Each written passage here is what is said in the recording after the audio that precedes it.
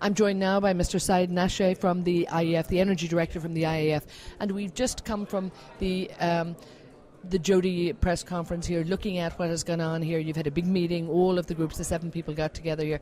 Give us a quick roundup. Well, this press conference just came after the meeting we had with the heads of Jody organizations. We assessed the achievement that we had over the last 2 years. But we also discussed some challenges that the initiative is facing. We had an improvement in terms of submission, completeness, and timeliness since the last IEF ministerial in Rome in April 2008. But when you look into the details, then we find out that there was over the last semester a decrease in some of the criteria. So we just looking at a way to correct this. Now, of course, there's more than, 100 countries that are actually inputting into this. Great advantage, too, for some people looking for information that's not available from many other agencies. How important do you think that has been, and how has that grown in importance, perhaps, over the last few years?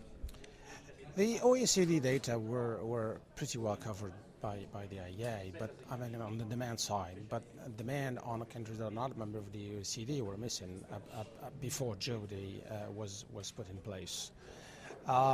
So definitely Jody is providing much bigger picture, a much global picture.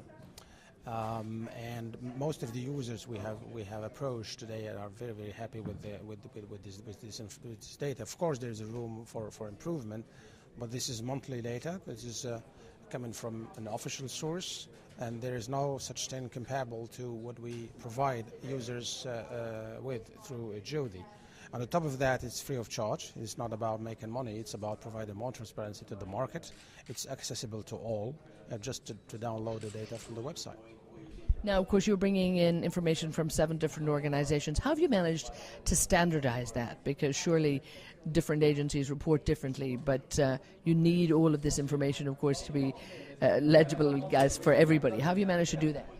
Well, this was one of the main challenges when Jody started. You know, each organization has its own standards, has its own system of collection, has its own softwares, and it is using different definitions when it comes to the flows that are being collected.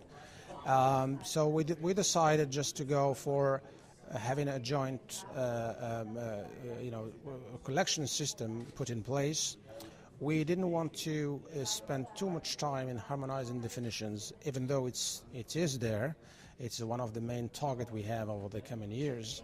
But we decided to provide the users with the information and make them aware that definitions are different. And that's why we have prepared manuals for all data users. We have now the so-called Jody manuals translated to 5 or 6 languages: Spanish, English, French, Russian, and Chinese.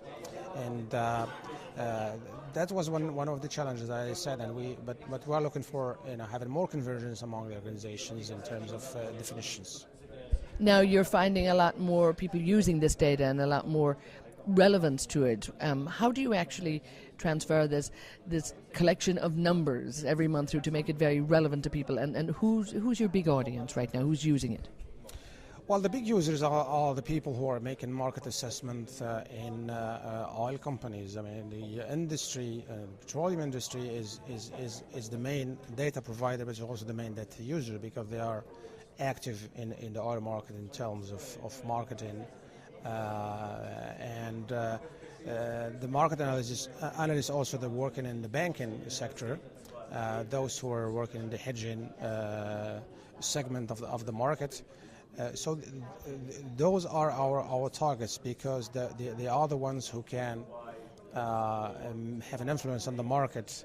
If you provide them with the best information available, then you contribute to help them to take the best decision possible and reduce, if not eliminate, volatility. Super. Well, keep up the good work and we'll talk more to you. Thanks so much, Mr. Nachet.